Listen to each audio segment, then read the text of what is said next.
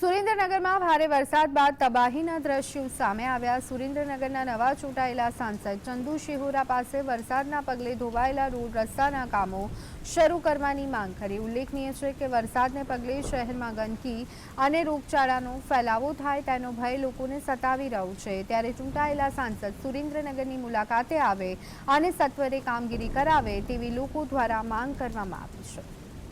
સુરેન્દ્રનગરની અંદર જે રોડ રસ્તાનો અત્યારે જે પ્રશ્ન હાલ સતાવી રહ્યો છે બધી જનતાને, એ બધા પ્રશ્નો ધીમે ધીમે બધે કરીને ચંદુભાઈ સોલ્વ કરાવે અને આગળ રહીને સોલ્વ કરાવે એવી અમે રિક્વેસ્ટ કરી છે સુરેન્દ્રનગરની જનતા। અને ઔદ્યોગિક ક્રાંતિ હબ લાવે અને ઔદ્યોગિક વસાહત જેમ કે કચ્છની અંદર આ બધા ઔદ્યોગિક મોટા મોટા વિકાસશીલ કામ થયા છે એવા સુરેન્દ્રનગરની અંદર પણ થાય।